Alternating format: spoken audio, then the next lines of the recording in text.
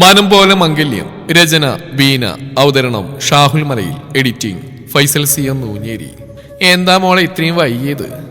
കോളേജിൽ നിന്ന് ഒരാഴ്ച ടൂർ പോയി മടങ്ങിയൊന്നാണ് നമ്മുടെ കഥാനായിക അഞ്ജലി. കൂടെ അവരുടെ കൂട്ടുകാരി നീരജയും.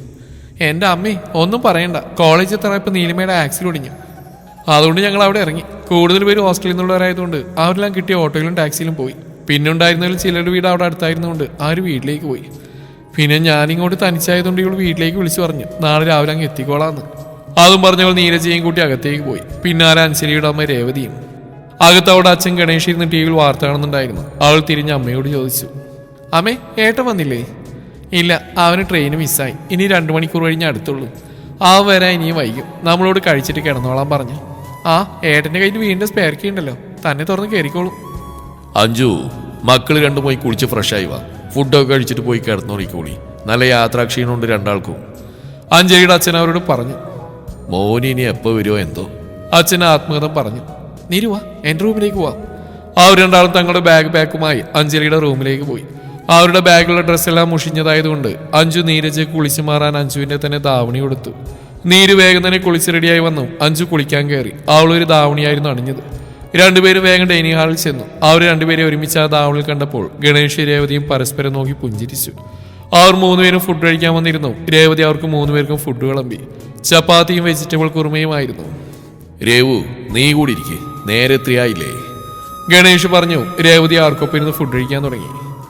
മോളുടെ വീട്ടിലാരൊക്കെയുണ്ട്? ഗണേഷ് നീരജയോട് ചോദിച്ചു. അച്ഛനും അമ്മയും പിന്നെ ഒരു ഏട്ടനും ഉണ്ട്. മോളുടെ ചേട്ടൻ എന്ത് ചെയ്യാ? രേവതി ചോദിച്ചു. ഏട്ടൻ എഞ്ചിനീയറിംഗ് കഴിഞ്ഞപ്പോൾ ഒരു കമ്പനിയിൽ ജോലിക്ക് കയറി. എവിടെയാ? അത് എറണാകുളത്ത് എവിടെയാണ്. ഞങ്ങൾ ടൂറിലായിരുന്നപ്പോഴാണ് ഏട്ടൻ അപ്പോയിൻമെൻറ്റ് ലെറ്റർ വന്ന് ജോയിൻ ചെയ്തു. ഇനി ചെന്നിട്ട് വേണം ജോബ് കിട്ടിയതിൻ്റെ ചെലവഴിക്കാൻ. അവൾ സന്തോഷത്തോടെ പറഞ്ഞു. നീരു, എൻ്റെ ഏട്ടന് എറണാകുളത്താ ജോലി. അഞ്ജലി നീരജയോട് പറഞ്ഞിട്ട് ഗണേഷിനോട് ചോദിച്ചു. ഇന്ന് ശനിയാഴ്ചയല്ലേ, ഏട്ടന് വരില്ല ആശാ? അത് നിന്നോട് വന്നപ്പോഴേ പറഞ്ഞല്ലേ അവന് ട്രെയിന് മിസ്സായിന്ന്. ഇനി അടുത്ത ട്രെയിനിനെ വരും. ആ വരുമ്പോൾ ഇനിയും ലേറ്റാകും. അതുകൊണ്ട് നമ്മളോട് കഴിച്ചിട്ട് കിടന്നോളാൻ പറഞ്ഞ് രേവതി പറഞ്ഞു. ആർ ഫുഡ് കഴിച്ചു കഴിഞ്ഞു. അഞ്ജലിയും നീരജയും കൂടി അഞ്ജലിയുടെ റൂമിലേക്ക് പോയി. രേവതി ഡൈനിങ് ടേബിളും കിച്ചണും വൃത്തിയാക്കി കിച്ചൺ ഡോർ അടച്ച് ഗ്യാസ് സിലിണ്ടറിൽ ലോക്ക് ചെയ്ത് ലൈറ്റ് ഓഫ് ആക്കി കുടിക്കാനുള്ള വെള്ളം എടുത്തുകൊണ്ട് ബെഡ്റൂമിലേക്ക് നടന്നു. ഗണേഷ് മെയിൻ ഡോർ കീ കൊണ്ട് ലോക്ക് ചെയ്തിട്ട് ബെഡ്റൂമിലേക്ക് വന്നപ്പോൾ രേവതി കിടന്നിരുന്നു. ഗണേഷ് റൂമിലേക്ക് കയറി ഡോർ അടച്ചിട്ട് രേവതിയുടെ അടുത്തുനിന്ന് കിടന്നു. ഏട്ടാ, ആ കുട്ടിയെ കാണാൻ നല്ല ഭംഗിയുണ്ടല്ലേ? രേവതി ഗണേഷിനോട് ചേർന്ന് നിന്നോട് ചോദിച്ചു. അതെ, രണ്ടുപേരും ഒരുമിച്ച് ആ ധാവണിയിലെ ഇരട്ട കുട്ടികളെ പോലെ തോന്നിച്ചു. ഗണേശ് അവരെ ഓർത്തുകൊണ്ട് പറഞ്ഞു. നമ്മുടെ മോനുവിന് വേണ്ടി ആ കുട്ടി ആലോചിച്ചാലോ? അഞ്ജുവിനും സന്തോഷാവും. രേവതി പറഞ്ഞു. നാളത്തെ കാര്യം നീ അവളോട് പറഞ്ഞായിരുന്നോ? ഇല്ല ഏട്ടാ, അവൾ യാത്ര കഴിഞ്ഞ് വന്നല്ലേ ഉള്ളൂ. നല്ല ക്ഷീണം കാണും. അതിനെക്കുറിച്ച് ഇപ്പോഴേ പറഞ്ഞാൽ അവൾക്ക് ആകെ ടെൻഷനാവും. അവൾ ഉറങ്ങില്ല, ആ കുട്ടിയെ ഉറക്കില്ല. ഞാൻ രാവിലെ പറഞ്ഞോളാം. ഇതേ സമയം അഞ്ജലിയുടെ റൂമിൽ. അഞ്ജുവേ, എടി അഞ്ജുമോ. നീരജ മച്ചിലേക്ക് നോക്കി കിടന്നുകൊണ്ട് അഞ്ജുവിനെ വിളിച്ചു. എന്താടി നീരു? അതേ, എനിക്ക് ഈ വീട് നിന്റെ അച്ഛനും അമ്മയൊക്കെ വല്ലാതെ അങ്ങ് ഇഷ്ടമായി. ഞാൻ നിന്റെ കൂടെ ഇവിടെ തന്നെ കൂടിയാലെന്ന് ആലോചിക്കുക. ആ, അതൊരു നല്ല കാര്യമാണ്. നമ്മുടെ ഡിഗ്രി കഴിഞ്ഞ് 3 മാസമേ ഉള്ളൂ. നമുക്കിവിടെ അടിച്ചു പൊളിക്കാം. എൻ്റെ കല്യാണം കഴിഞ്ഞാൽ പിന്നെ നിനക്കിവിടെ നിൽക്കാൻ പറ്റില്ലല്ലോ. അപ്പോഴേക്കും എന്നെയും കെട്ടിച്ചു വിടും. പിന്നെ നമ്മളെപ്പോഴും ഒന്ന് കാണുക. നമ്മൾ 2 ദിക്കിലേക്ക് കെട്ടിച്ചു വിട്ടാൽ പിന്നെ മാസത്തിലൊന്നുപോലും നമുക്ക് പരസ്പരം കാണാൻ പറ്റിയെന്ന് വരില്ല. വല്ലപ്പോഴും ഒരു ഫോൺ കോളോ അല്ലെങ്കിൽ ഒരു മെസ്സേജോ അയച്ചാലായി. നീരജ സങ്കടത്തോടെ പറഞ്ഞു. അഞ്ജു നീരജയുടെ നേരെ ചെരിഞ്ഞിടുന്നുണ്ട് അവളെ കെട്ടിപ്പിടിച്ചു. നീരുമ, ഞാൻ കാര്യം പറയട്ടെ? അഞ്ജു നീരജയുടെ മുടിയിൽ മേലെ തഴുകിക്കൊണ്ട് ചോദിച്ചു. നീരജയെ അവൾക്ക് നേരെ ചെരിഞ്ഞിടുന്നു. പറയേ. അതില്ലേ, ഏത്? നീ എൻ്റെ ഏട്ടനെ കല്യാണം കഴിച്ചാ പിന്നെ നമുക്ക് എന്നിവിടെ നിൽക്കാലോ.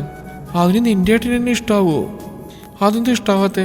സൗന്ദര്യം, വിദ്യാഭ്യാസം, നല്ല ഫാമിലി, ഇതൊക്കെയല്ലേ. പിന്നെ ഞാൻ പറഞ്ഞ എൻ്റെ ഏട്ടൻ സമ്മതിക്കും, എനിക്ക് ഉറപ്പാ. പക്ഷെ വേറൊരു കാര്യമുണ്ട്. എന്നെ നിന്റെ ഏട്ടൻ കല്യാണം കഴിച്ചാലും അവിടെ കൊണ്ട് പ്രശ്നം തീരില്ലല്ലോ. നിന്നെ ആരെങ്കിലും കെട്ടി വല്ല ഗൾഫിലേക്കും കൊണ്ടുപോയാൽ എന്ത് ചെയ്യും? അയ്യോ, എനിക്കത് ഓർക്കാൻ കൂടി വയ്യ. അച്ഛനെയും അമ്മനെയും ഏട്ടനെയും നിന്നെയൊന്നും കാണാതെ എങ്ങനെയാ? ഇല്ല, ഞാൻ കല്യാണം കഴിക്കുന്നില്ല. അഞ്ജുമ, നീ ഇങ്ങനെ കടുത്ത തീരുമാനങ്ങളൊന്നും എടുക്കേണ്ട. ഇതിനൊരു പരിഹാരം ഞാൻ പറയാം. നിന്റെ ഏട്ടൻ എന്നെ കല്യാണം കഴിച്ചാൽ എൻ്റെ ഏട്ടനെ കൊണ്ട് നിന്നെ കല്യാണം കഴിപ്പിക്കാം. അപ്പം നമുക്കൊരു വേർപിരിയൽ ഉണ്ടാവില്ല. അത് നല്ലൊരു ഐഡിയ ആണ്. പക്ഷെ നിന്റെ ഏട്ടന് വേറെ ആരുടെയെങ്കിലും ഇഷ്ടമുണ്ടോ എന്ന് അറിയില്ലല്ലോ. അത് ഞാൻ നാളെ തന്നെ ഏട്ടനോട് ചോദിക്കാം. ആൾറെഡി നമ്മുടെ പ്ലാനൊക്കെ നമ്മുടെ വീട്ടുകാരും ഏട്ടന്മാരും സമ്മതിച്ചു തരുമോ? അതിനൊക്കെ നമുക്ക് എന്തെങ്കിലും വഴിയാണ്. എങ്കിൽ ശരി, ചാച്ചിക്കോ. ആ പ്രിയമാന തോഴികൾ കല്യാണ പ്ലാനിങ് കഴിഞ്ഞ് പരസ്പരം പുണർന്നുകൊണ്ട് നിദ്രയിൽ അലിഞ്ഞു. ഇതേ സമയം ട്രെയിനിൽ നിരഞ്ജൻ 2 ചായ വാങ്ങി. ഒന്ന് അഭിനന്ദിന് കൊടുത്തു. അഭി ചായ ഒന്ന് ഊതിയിട്ട് മെല്ലെ കുടിച്ചു. എന്നിട്ട് നിരഞ്ജനോട് പറഞ്ഞു. നമ്മൾ സ്റ്റേഷനിൽ എത്തുമ്പോൾ 12 കഴിയട്ടോ. ഓട്ടോ വല്ലതും കിട്ടുമോ? എന്താ ഓട്ടോയിൽ കിട്ടും, പക്ഷെ നീ തനിച്ചു പോകണ്ട. ഇന്ന് തന്നെ വീട്ടിൽ കിടന്നിട്ട് നാളെ പോവാം. അത് അത് നിങ്ങൾക്കൊരു ബുദ്ധിമുട്ടാവില്ലേ? എന്ത് ബുദ്ധിമുട്ട്? ഒരു ബുദ്ധിമുട്ടും ഇല്ല. എൻ്റെ വീട്ടിലുള്ളവർക്ക് സന്തോഷമേ ഉള്ളൂ. അതല്ലടാ, നിന്റെ പെങ്ങളൊക്കെ ഇല്ലേ? അതിന് നിനക്കില്ലടാ ഒരു പെങ്ങള്. തന്നെയല്ല, അവർ രണ്ടും ഒരേ കോളേജിൽ ഒരേ ക്ലാസ്സിലാണ് പഠിക്കുന്നത്. പക്ഷെ നമ്മൾ ഫ്രണ്ട്സ് ആണെന്ന് രണ്ടിനും അറിയില്ല. ഞാൻ വരാം. അങ്ങനെ അവർ അവരുടെ സ്റ്റേഷനിൽ ഇറങ്ങി ഒരു ഓട്ടോയിൽ കയറി അഭിനന്ദിന്റെ വീട്ടിലെത്തി. നന്ദു തന്റെ ബാഗിൽ നിന്ന് വീടിന്റെ സ്പെയർ കീ എടുത്ത് വാതിൽ തുറന്നു. അവർ അകത്ത് കയറി വാതിൽ വീണ്ടും ലോക്ക് ചെയ്തിട്ട് കീ അവൻ ബാഗിൽ തന്നെ വെച്ചു. നന്ദു നിരഞ്ജനയും കൂടി തന്റെ റൂമിലേക്ക് പോയി. രഞ്ജു, നീ കുളിക്കുന്നുണ്ടോ? ഇല്ലടാ, 2-3 മണിക്കൂർ കഴിഞ്ഞാൽ നേരം പുലരും. അപ്പോൾ ഫ്രഷ് ആവും. എനിക്ക് നല്ല ഉറക്കം വരുന്നുണ്ട്. എങ്കിൽ നീ കിടന്നു, ഞാനൊന്ന് ഫ്രഷ് ആവട്ടെ. അതും പറഞ്ഞ് നന്ദു ഡ്രസ് ചേഞ്ച് ചെയ്ത് ഒരു കയ്യിലെടുത്ത് കൊടുത്ത് ഒരു ബാത്ത് ടവൽ എടുത്തുകൊണ്ട് ബാത്റൂമിൽ കയറി കുളിച്ചു വന്നു. നന്ദു നിരഞ്ജന്റെ അരികിൽ കിടന്നുറങ്ങി. പുലർച്ചെ 5 മണിയായപ്പോൾ രേവതി വന്ന് അഞ്ജുവിനെ വിളിച്ചെഴുന്നേൽപ്പിച്ചു. അഞ്ജു, മോളെ എഴുന്നേൽക്ക്, വേഗം കുളിച്ചു വന്ന് പൂജാമുറിയിൽ വിളക്ക് വെക്ക്. എനിക്ക് ഇന്ന് വിളക്ക് വെക്കാൻ പാടില്ല. അഞ്ജു വേഗം എഴുന്നേറ്റ് കുളിച്ചു മാറാൻ ഡ്രസ്സും ബാത്ത് ടവലും എടുത്തുകൊണ്ട് ബാത്റൂമിലേക്ക് കയറി. നന്ദു എന്തോ സ്വപ്നം കണ്ട് ഞെട്ടിയുണർന്നു. അവൻ തനിക്കരികിൽ കൂർക്കം വലിച്ചുറങ്ങുന്ന രഞ്ജുവിനെ നോക്കിയിട്ട് മെല്ലെ എഴുന്നേറ്റ് അഞ്ജുവിന്റെ റൂമിന് മുമ്പിലെത്തി. ഡോറിൽ തട്ടാൻ തുടങ്ങിയപ്പോൾ അത് വെറുതെ ചാരിയിട്ടേ ഉള്ളൂ എന്ന് കണ്ടതും അവൻ വാതിൽ തുറന്ന് അകത്ത് കയറി. റൂമിൽ ലൈറ്റ് ഇടാൻ തന്നെ പുറംചെരിഞ്ഞ് കിടക്കുന്നവരുടെ അരികിൽ വന്നിരുന്ന് അവളുടെ തലമുടിയിൽ മെല്ലെ തഴുകി. അവളുടെ ഇടങ്കവളിൽ മെല്ലെ ഒരു കുഞ്ഞ് ചുംബനം നൽകി. ഒരാഴ്ച കൊണ്ട് എന്റെ കുഞ്ഞാ കോലം കിട്ടും. അവൻ അങ്ങനെ ചിന്തിച്ചുകൊണ്ട് അവളുടെ അരികിൽ അവളോട് ചേർന്ന് കിടന്നു. പെട്ടെന്ന് അവൾ തിരിഞ്ഞവനെ കെട്ടിപ്പിടിച്ചുകൊണ്ട് അവന്റെ നെഞ്ചിലേക്ക് മുഖം ചേർത്ത് വെച്ച് കിടന്നു. അവന്റെ ചുണ്ടിൽ ഒരു പുഞ്ചിരി വിരിഞ്ഞു. അവൻ മെല്ലെ മയക്കത്തിലേക്ക് വീണു. പെട്ടെന്ന് ബാത്റൂമിൽ നിന്ന് അഞ്ജു പുറത്തിറങ്ങി. അവൾ ബോഡി ലോഷൻ എടുക്കാൻ മറന്നിരുന്നു. ആൾ റൂമിലെ ലൈറ്റ് ഇട്ട് അവളുടെ മേശപ്പുറത്തിരുന്ന ലോഷന്റെ ബോട്ടിലെടുത്ത് തിരിഞ്ഞപ്പോഴാണ് താൻ കിടന്നിരുന്നിടത്ത് മറ്റൊരാൾ കിടക്കുന്നുണ്ട്. അഞ്ജു കണ്ണു തിരുമ്മിയിട്ട് ഒന്നുകൂടി നോക്കി. തനിക്ക് തോന്നിയതാണോന്ന് അറിയാൻ. അല്ല, തോന്നലല്ല, തന്റെ ഏട്ടനാ കിടക്കുന്നത്. അതും കൂടെ കിടക്കുന്നയാളെ കെട്ടിപ്പിടിച്ചുകൊണ്ട് അവളും കെട്ടിപ്പിടിക്കുന്നുണ്ട്. അവർ രണ്ടുപേരും കൂടി പ്ലാൻ ചെയ്ത കാര്യം അഞ്ജുവിന് ഓർമ്മ വന്നു. അവളുടെ ചുണ്ടിലെ ഒരു പുഞ്ചിരി വിടർന്നു. ഈശ്വര, ഇവരെന്ന് ഇതുപോലെ ഒന്നായിരുന്നെങ്കിൽ എത്ര നന്നായിരുന്നേനെ. അവൾ ആത്മഹതിച്ചു. പെട്ടെന്നാണ് അവൾക്ക് ബോധോദയം ഉണ്ടായത്. ഇവരിങ്ങനെ കിടന്നാൽ ശരിയാവില്ല. അവൾ മേലെ നന്ദുവിനെ വിളിച്ചു. ഏട്ടാ, നന്ദേട്ടാ, എഴുന്നേറ്റേ ഏട്ടാ. വീണ്ടാ കിടന്നോളി, നേരെ അവൾക്ക് ഇനിയും സമയമുണ്ട്. സമയമില്ല. ആര്, ഞാൻ താഴെ കിടക്കുമല്ലേ? അവൾ കൈ നീട്ടി നീരുവിനെ തട്ടി വിളിച്ചു. നീരുമാ, ഒന്ന് എഴുന്നേറ്റ് മോളെ. അമ്മ, ഞാൻ ഇച്ചിരി നേരം കൂടി കിടക്കട്ടെ. അഞ്ജു 2 കൈകളും തന്റെ ഇടുപ്പിൽ കുത്തി നിന്നിട്ട് പറഞ്ഞു. ഇത് ഒരു നടക്ക് പോവില്ല, 3-ാം മുറ തന്നെ വേണ്ടി വരും. അവൾ കൈ നിവർത്തി രണ്ടുപേരെയും തോളത്തോടെ അടി കൊടുത്തു. രണ്ടുപേരും ഞെട്ടി എഴുന്നേറ്റ് പരസ്പരം നോക്കി. ആരടി നീ? നന്ദു ആശങ്കയോട് ചോദിച്ചു. അവൾ ദയനീയമായി അഞ്ജുവിനെ നോക്കി. അവൾ പൊട്ടി വന്ന ചിരി കടിച്ചമർത്തി നിൽക്കുകയാണ്. അവൻ വീണ്ടും ചോദിച്ചു. എടി, ചോദിച്ചു കേട്ടില്ലേ, ആരാന്ന്? അതേട്ടാ, എന്റെ ഫ്രണ്ടാ. ഇന്നലെ ടൂർ കഴിഞ്ഞ് വന്നപ്പോ ഒത്തിരി ലേറ്റായി, അതുകൊണ്ട് ഞാനിവിടെ ഇങ്ങോട്ട് കൂട്ടി. അയ്യോ സോറി, അഞ്ജു ആണെന്ന് വിചാരിച്ച് ഞാൻ ഇവിടെ വന്ന് കിടന്നു. ഇവളുടെ റൂമിൽ ഇവളെല്ലാം മറ്റാരെങ്കിലും ഉണ്ടെന്ന് എനിക്ക് അറിയില്ലല്ലോ. ഇതിനി മറ്റാരോടും പറയാൻ നിൽക്കണ്ട. ചമ്മൽ മറക്കാനായി അതും പറഞ്ഞിട്ട് നന്ദു റൂമിന് പുറത്തേക്ക് പോയി. അഞ്ജു നീരുവിന്റെ മുഖത്തേക്ക് സൂക്ഷിച്ച് നോക്കി. നീരു നാണത്തോടെ മുഖം താഴ്ത്തി. അഞ്ജു സംശയത്തോടെ ചോദിച്ചു. നീരു, നീ അറിഞ്ഞില്ലായിരുന്നോ നിന്റെ അടുത്ത് അന്തേട്ട വന്ന് കിടന്ന്? ആളില്ലെന്ന രീതിയിൽ തലയാട്ടി. നിനക്കെന്റെ ഏട്ടനെ ഇഷ്ടപ്പെട്ടോടി? ഞാൻ മാത്രം ഇഷ്ടപ്പെട്ട കാര്യമില്ലല്ലോ, അങ്ങേർക്കും കൂടി ഇഷ്ടാവണ്ടേ? അതൊക്കെ നമുക്ക് ഇഷ്ടപ്പെടുത്താടി. നീ കുറച്ചേരം കൂടി കിടന്നോ, ഞാൻ കുളിച്ചിട്ട് പോയി പൂജാമുറിയിൽ വിളക്ക് വെക്കട്ടെ. അവൾ ലോഷൻ എടുത്തുകൊണ്ട് ബാത്റൂമിലേക്ക് പോയതും നീരജ പുതപ്പ് തലവഴി മൂടി ബെഡിലേക്ക് വീണ് കിടന്നു. നന്ദു തറക്കിട്ട് 2 തട്ടും തട്ടി സ്വന്തം റൂമിലേക്ക് വന്ന് ബെഡിലേക്ക് കയറി കമിഴ്ന്ന് കിടന്നു. ആകെ നാണക്കേടായി. ഇനി ഞാനിങ്ങനെ ആ പെൺകുട്ടിയുടെ മുഖത്ത് നോക്കും. ആ കൊച്ചി എന്നെ കുറിച്ച് എന്ത് വിചാരിച്ചാണ്? അവൻ പറഞ്ഞു മുഴുവൻ അല്പം മുമ്പുള്ള രഞ്ജുനാന്റെ വെടിപ്പായി കേട്ടു. അവൻ ചോദിച്ചു. നന്ദു, എന്തു പറ്റിയടാ? ആ കിളി പോയ പോലെ നീ ഇത്ര വെളുപ്പിനെ എവിടെ പോയതാടാ?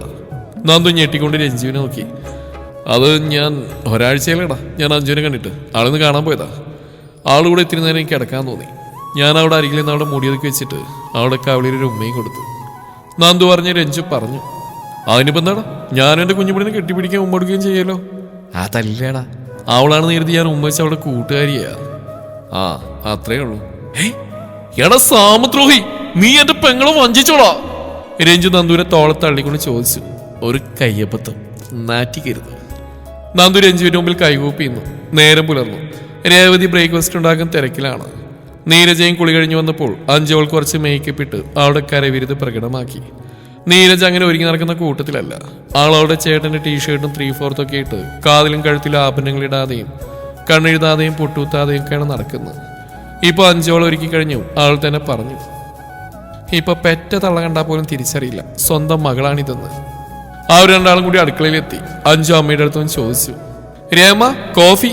രേവതി ദോശമാവ് കോരിയഴിച്ച് തവി കൊണ്ടൊന്ന് ചുറ്റിച്ചിട്ട് 4 ഗ്ലാസ്സിൽ കടുങ്കാപ്പി പറഞ്ഞിട്ട് പറഞ്ഞു, മോളെ ഈ കാപ്പി 2 സിറ്റോട്ടിലേക്ക് കൊടുത്തേക്ക്. അഞ്ചു നീരജയെ നോക്കിയൊന്ന് പുഞ്ചിരിച്ചു. എന്നിട്ട് കണ്ണുകൊണ്ട് ആംഗ്യം കാണിച്ചു ഏട്ടന് കാപ്പി കൊടുക്കാൻ. നീരു തെല്ലി നാണത്തോടെ 2 കപ്പ് കാപ്പിയും എടുത്തൊരു ചെറിയ ട്രേയിൽ വെച്ചിട്ട് അവൾ സിറ്റൗട്ടിലേക്ക് പോയി. സിറ്റൗട്ടിലെ സോഫയിൽ നിന്ന് നന്ദൂരഞ്ചു ന്യൂസ് പേപ്പർ വായിക്കുകയായിരുന്നു. അവൾ ആദ്യം ഇരിക്കുന്ന ആൾക്ക് നേരെ കാപ്പി നീട്ടിയിട്ട് പറഞ്ഞു, ഏട്ടായി കോഫി. ആദ്യം ഇരുന്ന് രഞ്ജു ആയിരുന്നു. അവളുടെ ശബ്ദം കേട്ട് അവർ രണ്ടാളും പേപ്പറിൽ നിന്ന് മുഖമുയർത്തി അവളെ നോക്കി. രഞ്ജു അവൾ നോക്കി പുഞ്ചിരിച്ചുകൊണ്ടൊരു കപ്പ് കാപ്പി എടുത്തു. എന്നിട്ട് പറഞ്ഞു, നന്ദു നിന്റെ പെങ്ങള് സുന്ദരിക്കുട്ടിയാട്ടോ. എടാ ഇതെന്റെ പെങ്ങളല്ല, അവളുടെ കൂട്ടുകാരിയാ. ഇതേ സമയം അടുക്കളയിൽ രേവു കോഫി. അഞ്ചു ഞെട്ടിത്തിരിഞ്ഞു നോക്കി. അച്ഛൻ കുളി കഴിഞ്ഞൊരു ടവലും തോളിട്ടുകൊണ്ട് വന്ന് നിൽക്കുന്നു. അമ്മേ സീറ്റോളിലേക്ക് 2 കപ്പ് കോഫിയല്ലേ കൊണ്ടുപോയത്, ഒന്ന് ആർക്കാ? അവൾ നീരുവിനും പകർന്നു വെച്ചിരിക്കുന്ന കോഫി എടുത്ത് അച്ഛന്റെ കയ്യിൽ കൊടുത്ത് അമ്മയോട് ചോദിച്ചു. ഓ അതോ, ഇന്നലെ നിന്റെ കൂടെ നിന്റെ കൂട്ടുകാരി വന്നില്ലേ, അതുപോലെ നന്ദുവിന്റെ കൂടെ അവന്റെ കൂട്ടുകാരനും വന്നിട്ടുണ്ട്. അതാരപ്പ അങ്ങനെ ഒരാള്, ഒന്ന് പോയി നോക്കട്ടെ. അതും പറഞ്ഞുകൊണ്ട് അവൾ സിറ്റൗട്ടിലേക്ക് നടന്നു. നീരു പെട്ടെന്ന് തല ഉയർത്തി നോക്കി. താൻ ആർക്കാണ് കോഫി കൊടുത്തതെന്നറിയാൻ ആ ആളെ കണ്ട് അവൾ ഞെട്ടിപ്പോയി. രഞ്ജന അവളുടെ മുഖത്തേക്ക് നോക്കിയിട്ട് പറഞ്ഞു, ഈ കുട്ടിയെ ഞാനിതിനു മുമ്പ് എവിടെയോ വെച്ച് കണ്ടിട്ടുണ്ടല്ലോ. അപ്പോഴാണ് സിറ്റൗട്ടിലേക്ക് അഞ്ചു രംഗപ്രവേശനം ചെയ്ത്. അഞ്ചു അവനെ കണ്ട് അന്താളിപ്പോടെ ചോദിച്ചു, എടോ താനോ, താനെവിടെ? താനെന്താ ഇപ്പൊ ഇവിടെ കണ്ടിട്ട് പറഞ്ഞ് ഇവിടെ വെച്ച് കണ്ടിട്ടുണ്ടെന്നല്ലേ? ഇത് തന്നെ സ്ഥിരം നമ്പരാലേ സുന്ദരികളായ പെൺകുട്ടികളെ കാണുമ്പോ. കഴിഞ്ഞ മാസം ആൾ വെച്ച് താൻ ഇതന്നെയല്ലേ എന്നോട് പറഞ്ഞ്? പെട്ടെന്ന് നീരു പകപ്പോടെ അഞ്ചുവിന്റെ കയ്യിൽ കയറി പിടിച്ചിട്ട് പറഞ്ഞു, അഞ്ചുമ ഇനിയൊന്നും പറയില്ലേ? ഇല്ലടി ഞാൻ പറയും. വേണ്ട അഞ്ചുമ, ഇതെന്റെ ഏട്ടനാ നിരഞ്ജൻ. ആര്, രഞ്ജു ഏട്ടനോ? അവൾ പകപ്പോടെ ചോദിച്ചു. എടി നിന്റെ ഏട്ടന് നിന്നെ കണ്ടിട്ട് പോലും തിരിച്ചറിയാൻ പറ്റിയില്ലേ? അതെങ്ങനെയാ തിരിച്ചറിയുന്നത്? ഉള്ള പെൺപിള്ളേരെല്ലാം വായി നോക്കി നടന്ന് കണ്ണ് മഞ്ഞളിച്ചു പോയിരിക്കും. നീരു ദയനീയമായി അഞ്ജുവിനെ നോക്കിയിട്ട് കലിപ്പോടെ തന്റെ ഏട്ടനെ നോക്കി. അതിലും ദയനീയമായി രഞ്ജു നന്ദുവിനെ നോക്കി. അഞ്ജു മതി നിർത്ത്, ഞാൻ കൂട്ടിക്കണ്ടോന്നാ രഞ്ജുവിനെ. ഇരുന്ന് ഇവൻ എന്തെങ്കിലും പറഞ്ഞാ എന്റെ കൈയുടെ ചൂടറിഞ്ഞി. രണ്ടാളോ എത്തേക്ക്. അവരകത്തേക്ക് പോയതും രഞ്ജു ഇരുകയാൽ തന്നെ മുഖം അമർത്തി തുടച്ചിട്ട് നന്ദുവിനെ സൂക്ഷിച്ച് നോക്കി. നന്ദു അവനെ നോക്കി ഒരു അളഞ്ഞ ചിരിച്ചുകൊണ്ട് സിറ്റൗട്ടിലെ അരബിത്തിക്ക് മുകളിലൂടെ മുറ്റത്തേക്ക് ചാടി. പിന്നാലെ രഞ്ജു. രണ്ടാളും മുറ്റത്തെ മാവിനെ ഒന്ന് വലം വെച്ച് നന്ദുവിന്റെ കയ്യിൽ രഞ്ജുവിന്റെ പിടി വീണു. അവൻ നന്ദുവിന്റെ കൈ പിടിച്ച് ലോക്ക് ചെയ്തിട്ട് പറഞ്ഞു, എടാ മഹാഭാബി, അപ്പൊ നീ രാവിലെ പോയി കെട്ടിപ്പിടിച്ച് ഉമ്മം കൊടുത്ത എന്റെ പെങ്ങളെ തന്നെ ആയിരുന്നല്ലേടാ? എന്നിട്ട് അത് എന്നോട് തന്നെ പറഞ്ഞേക്കുന്നു. അതിപ്പോ ഞാനറിഞ്ഞോ അത് എന്റെ പെങ്ങളല്ല നിന്റെ പെങ്ങളാണെന്ന്? അറിയാതെ പറ്റിപ്പോയതല്ലേ, നീ അങ്ങ് ക്ഷമിച്ചോളാ. രഞ്ജു നന്ദുവിന്റെ കയ്യിലെ പിടിവിട്ടു. നന്ദു കൈ നന്നായി വലിച്ചു കുടഞ്ഞു. എന്നാലും എന്റെ നന്ദു, നിന്റെ പെങ്ങൾ എന്തൊക്കെയാണ് എന്നെ പറഞ്ഞേ? അത് നിന്റെ കയ്യിലിരിപ്പിന്റെയാ? അല്ല ശരിക്കും ആ മാൾ വെച്ച് എന്താ സംഭവിച്ചത്? അതെനിക്ക് ജോലിയൊന്നും ശരിയാവാത്തതുകൊണ്ട് എൻ്റെ ഒരു ഫ്രണ്ട് പറഞ്ഞിട്ടാ ഞാനൊരു ലോക്കൽ ചാനലിൽ ഇന്റർവ്യൂവിന് പോയത്. അവരെന്നെ സെലക്ട് ചെയ്യണമെങ്കിൽ ഞാൻ എൻ്റെ കഴിവ് തെളിയിക്കണമെന്ന്. തിരക്കുള്ള മാൾ വെച്ച് ചാനലിന് വേണ്ടി ഞാനൊരു പ്രാങ്ക് ചെയ്യണം. അതിൻ്റെ ഇരയായിരുന്നു നിന്റെ പെങ്ങള്. ഞാൻ ആദ്യമായിട്ട് ഒരു പെൺകുട്ടിയുടെ ഇഷ്ടമാണെന്ന് പറയുന്നത്. അന്ന് എൻ്റെ അടുത്തേക്കാൾ നിന്റെ പെങ്ങളുടെ കൈക്കരുത്തെറിഞ്ഞു. അതിനു മുമ്പ് അതിന് ശേഷവും ഞാനൊരു പെൺകുട്ടിയുടെ ഇഷ്ടമാണെന്ന് പറഞ്ഞിട്ടില്ല. അപ്പോഴേക്കും ഗണേശ് അവരെ ബ്രേക്ക്ഫാസ്റ്റ് കഴിക്കാൻ വിളിച്ചു. അവർ 3 പേരും ഡൈനിങ് ഹാൾ വന്നിരുന്നു. അഞ്ചുവും നീരും കൂടി ദോശയും സാമ്പാറും ചട്നിയും ടേബിളിൽ കൊണ്ടുവന്ന് വെച്ചു. രേവതി ഒരു ഗ്ലാസ് ജാറിൽ ഇളം ചൂടുള്ള വെള്ളവും മറ്റൊരു ജാറിൽ പാലും കൊണ്ടുവന്ന് വെച്ചു. നീരു രേവതിയോട് അഞ്ചുവിനോട് ഇരിക്കാൻ പറഞ്ഞു. എന്നിട്ട് അവൾ വിളമ്പാമെന്ന് പറഞ്ഞു. അവൾ തന്നെ എല്ലാവർക്കും ഫുഡ് വിളമ്പി. ഇതെല്ലാം കണ്ട് നിരഞ്ജന്റെ കണ്ണ് തള്ളി. ഇതെന്റെ പെങ്ങളല്ല, എന്റെ പെങ്ങൾ ഇങ്ങനെയല്ല, അവൻ ആത്മകഥം പറഞ്ഞു. ഒരു ഗ്ലാസ് വെള്ളം ചോദിച്ചാൽ വേണമെങ്കിൽ എടുത്ത് കുടിക്കാൻ പറയുന്നവൾ എന്റെ പുന്നാര പെങ്ങള്. എന്നാൽ ഇതൊരു വലിയ അതിശയം തന്നെയാ. അഞ്ചുമോളുടെ കൂടെ വന്ന കുട്ടിയും മോന്റെ കൂടെ വന്ന കുട്ടിയും ആങ്ങളെയും പെങ്ങളും 2 പേരും രാത്രി വന്നു കയറിയപ്പോൾ പ്രത്യേകിച്ചൊന്നും തോന്നിയില്ല. പക്ഷെ നേരം പുലർന്നപ്പോൾ ഒരു 1.5 ട്വിസ്റ്റായി പോയി. രേമ പറഞ്ഞിട്ട് എല്ലാവരും ചിരിച്ചു. അങ്കിൾ ഞങ്ങൾ ബ്രേക്ക്ഫാസ്റ്റ് കഴിച്ച് കഴിഞ്ഞ് വീട്ടിലേക്ക് പുറപ്പെടുക. അച്ഛൻ വിളിച്ചിരുന്നേ, എവിടെ പോകണം സർപ്രൈസ് ആണെന്ന് മാത്രം പറഞ്ഞു. രഞ്ജു ഗണേഷിനോടായി പറഞ്ഞു, ശരി മക്കളെ, ഇടക്കുക ഇങ്ങോട്ടേക്കൊന്ന് വരണം. നിങ്ങൾ 2 പേരുടെയും കൂട്ടുകാരുടെ വീടല്ലേ ഇത്. അങ്ങനെ 2 പേരും ബ്രേക്ക്ഫാസ്റ്റ് കഴിഞ്ഞ് അവിടുന്ന് ഇറങ്ങി. അല്പസമയം കഴിഞ്ഞതും ഗണേഷ് മക്കളോട് 2 പേരുടെ ഹാളിലേക്ക് വരാൻ പറഞ്ഞു. കുറച്ച് കാര്യങ്ങൾ സംസാരിക്കാനുണ്ടെന്ന്. അഞ്ചുവും നന്ദുവും ഹാളിലെത്തുമ്പോൾ ഗണേശ് രേവതിയും ആ ഒരു പ്രതീക്ഷ ഹാളിൽ ഇരിപ്പുണ്ടായിരുന്നു. അവർ 2 അച്ഛൻ്റെ എതിർവശത്തുള്ള സോഫയിലിരുന്നു. എന്താ വെച്ചാൽ സംസാരിക്കാനുണ്ടെന്ന് പറഞ്ഞ് നന്ദു സംസാരത്തിന് തുടക്കമിട്ടു. ഗണേശ് രേവതിയെ നോക്കിയിട്ട് പറഞ്ഞു തുടങ്ങി, കഴിഞ്ഞ ഒരാഴ്ച നിങ്ങൾ 2 ഇവിടെ ഇല്ലായിരുന്നുകൊണ്ട് നിങ്ങളുടെ 2 ജാതകം നോക്കാൻ ഞങ്ങൾ പണിക്കരുടെ അടുത്ത് പോയി. എന്നിട്ട് പണിക്കരെന്ത് പറഞ്ഞു? അഞ്ചു ചോദിച്ചു. അത് അഞ്ജുവിൻ്റെ ജാതകത്തിലൊരു ചെറിയ പ്രശ്നം. എന്ത് പ്രശ്നം? വല്ല കണ്ടീഷനിയോ ചൊവ്വാദോഷോ വല്ലതും ആണോ? അഞ്ജു വീണ്ടും ചോദിച്ചു. ഏയ് അങ്ങനെയൊന്നുമില്ല. അഞ്ജുവിനിപ്പോൾ വിവാഹത്തിലുള്ള സമയമാണ്. പക്ഷെ 6 മാസത്തിനുള്ളിൽ അഞ്ജുവിൻ്റെ കല്യാണം നടത്തണം. ഇല്ലെങ്കിൽ 12 വർഷം കഴിയണം അടുത്ത സമയമാവാൻ. ഗണേശ് പറഞ്ഞപ്പോൾ അഞ്ചു ചാടിക്കറി പറഞ്ഞു, അയ്യോ അത്രയും വർഷമൊന്നും കല്യാണം കഴിക്കാതിരിക്കുന്നത് എന്നെ കൊണ്ട് പറ്റില്ല. ഇപ്പൊ തന്നെ 21 വയസ്സായി. 12 വർഷം കഴിയുമ്പോൾ 33 വയസ്സാവും. അപ്പൊ ഞാൻ കിളവിയാവും.